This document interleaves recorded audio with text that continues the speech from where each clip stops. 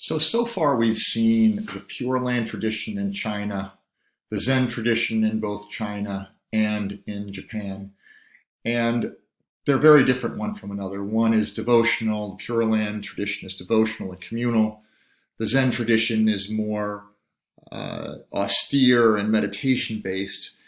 And the third version of Mahayana Buddhism that we're going to look at is Tibetan Buddhism, which is just as Pure Land is completely connected to the culture of China. Tibetan Buddhism is completely linked with the culture of Tibet and the pre-existing religion that existed before Buddhism, which was kind of a Tibetan version of Hinduism, which was polytheistic and extremely complex in terms of its rituals and initiations and chants and so forth.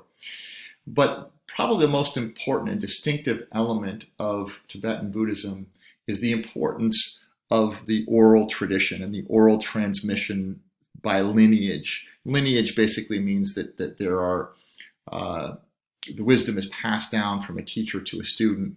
And so the student's teacher becomes a very important person for them in terms of understanding the way that meditation and mindfulness and Buddhist practice is going to happen.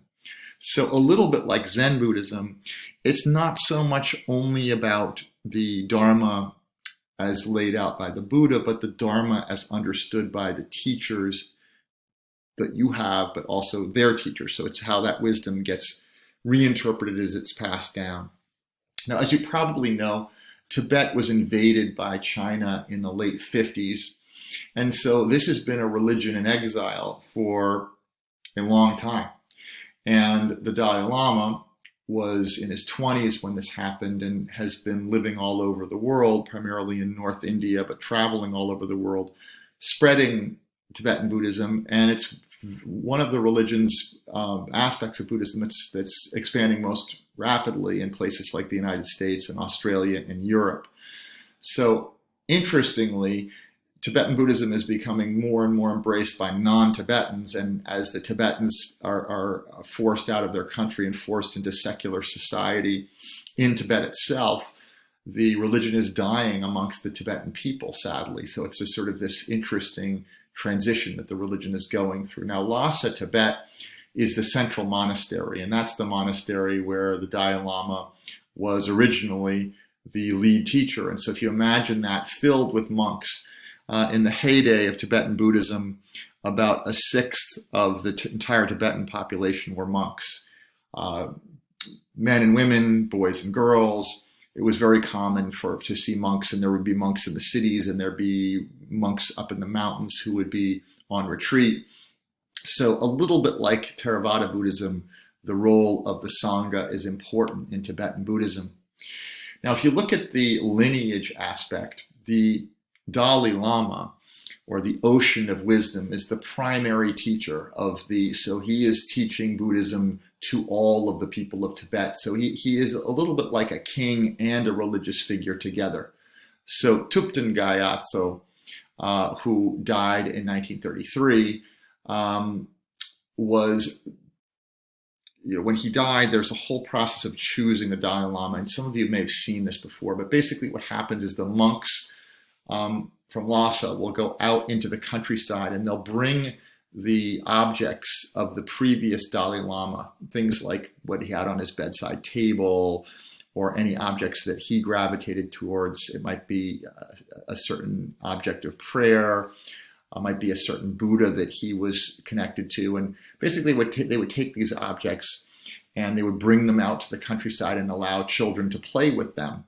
And when a certain child would gravitate towards those particular objects, they would be chosen as the next Dalai Lama. And this is exactly what happened to Tenzin Gyatso, the current Dalai Lama. He was chosen by the monks, and notice his age. He was 2 years old when he was chosen. So he was schooled for several years. At age 5, he was enthroned the ruler of Tibet. He then was there for a while before he was exiled by the Chinese. So he's very important both as a ruler of Tibet and as a religious leader. Now, if you look at Tibetan Buddhism has a very, very decorative element to it, both its temples, the stupas. You can see the eyes there, which are the eyes of awareness, which are on the top of the stupa, with the Tibetan prayer flags, which you'll see all over the Himalayas, even at very, very high altitudes. In fact, at the top of Everest, there are prayer flags flying up there too, as the Tibetan Sherpas take care of all the Westerners that want to get up there. But at the end of the day, they still leave the flags up there as a way to distribute those prayers and mantras on the winds from the high mountains. So you can see here the tankas. These are, you can see it's a little bit like the Pure Land traditions. You'll see the bodhisattvas and the deities. Frequently, you'll see teachers and other Buddha forms, and even some kind of spirits that are all mixed into this rich visual symbolism, which is at the heart of Tibetan practice. It's a really complex religion that way. There are many, many aspects of reality. Some of this represents psychological states. Some of this represents ancient Tibetan deities. Obviously, Westerners look at this more symbolically, but it's very, very deeply rooted into pre-Buddhist traditions in Tibet. Now, what you'll notice also is the importance of chanting and music here. And I played you a little of the deep-throated chanting when we were talking about how the brain gets into flow states through religious practice. And the chant, the Om Mani Padme Om, is the central core chant that the Tibetan monks sing. And I'll play it for you. Again, you'll hear it and you can see the significance of it. You're cultivating certain qualities. It's a little bit like praying to the qualities of yourself to purify yourself of other qualities. So if you're doing this deeply, you're thinking about this with every syllable. You're concentrating on the parts of you that you want to generate and the parts of you that you want to overcome. So it's literally a form of emotional mindfulness in the form of a chant. So here it is.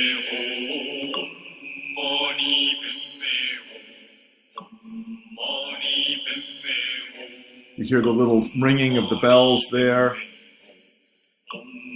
and the little clicking sounds.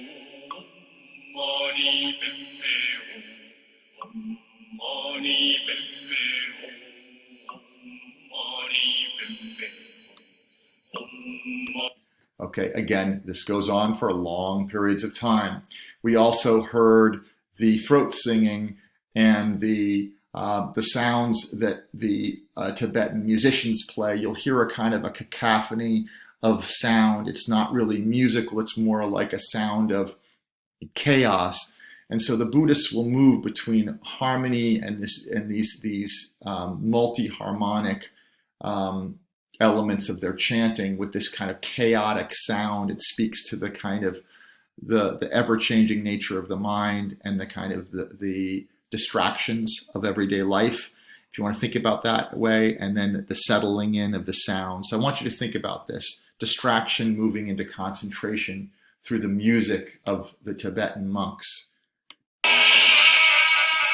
There's the distraction.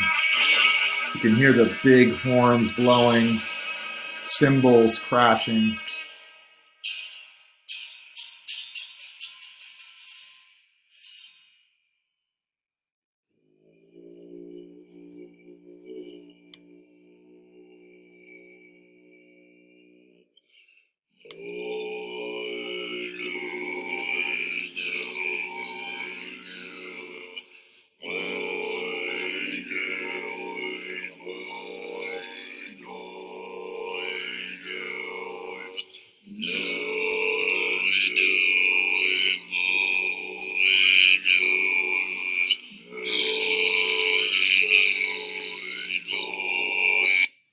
Now, it may not sound like much to us because we don't understand the mantra, but these are very basic mantras in Tibetan Buddhism that they are singing together.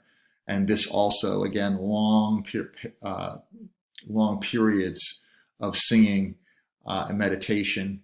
And again, as I said before, a very rich symbolism within their visual tradition is unbelievably interesting and complicated, and you can see it on the left there. All the states of mind, like it really does look a lot like Hinduism, and you can see some of the symbolism that looks similar in some ways to the depictions we saw of Shiva, for example, in Hinduism.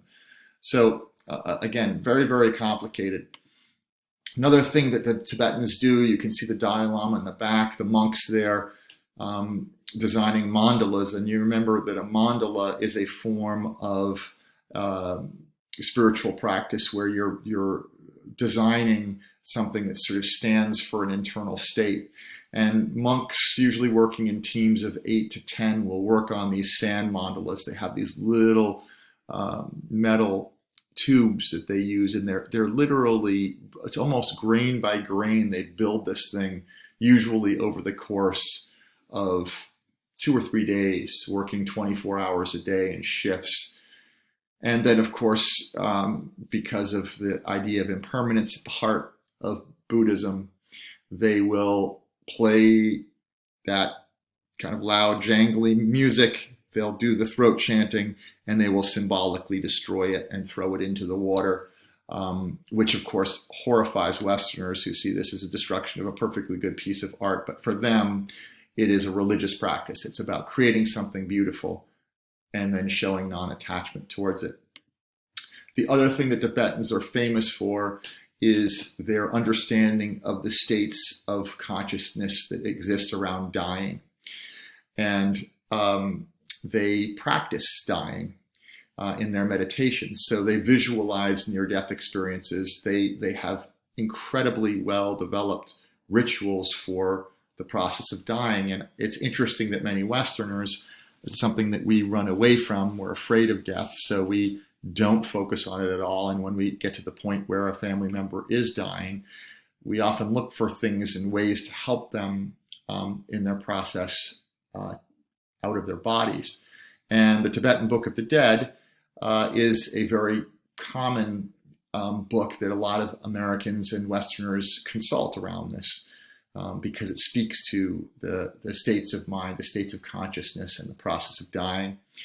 So if you put all these things together, Tibetan Buddhism is defined by heavy ceremony. We saw this in the practices, in the throat chanting, in the mantras, in the yogas, which are the practices, and there are many, many of them, which isn't the kind of yoga you see in Hinduism. It's more mindfulness-based yogas, so complex forms of meditation, and the mandalas, which are the decorations and the paintings, and even the sand mandalas.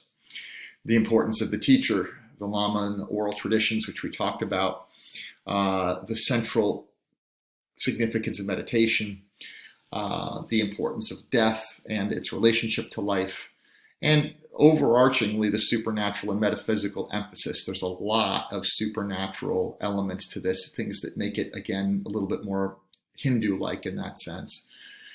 And obviously the monastic emphasis and the importance of the Sangha and the worshiping of monks and the respect for monks. So what I'd ask you to do here is to think about the 3 Mahayana traditions that we've looked at: Zen Buddhism, Tibetan Buddhism, and Pure Land Buddhism. And I want you to think about, is there anything that unifies them as a reaction to Theravada Buddhism or conservative Buddhism that we looked at as sort of the foundation of the whole thing? And a few questions for you that I want you to write on. You can put this in Classroom. You can also put it in your notes. But who gets to define what a Buddhist really is? Would the Theravadins be right to say, well, this isn't what Buddha thought Buddhism should be? Buddha also said the Dharma should be reinterpreted by every individual. So there are different ways of looking at this, but who gets to define the legitimacy of the tradition? How does Buddhism compare to Hinduism? What's the difference, and which one is more appealing to you? And what is the draw of Buddhism? And the last thing I want you to think about is, do you think that Buddhism, in all of these different forms, are there any that are going to be particularly attractive to Americans going forward? just to give you some sense of that, Zen Buddhism and Tibetan Buddhism already have the lead on that. So think about those things a little.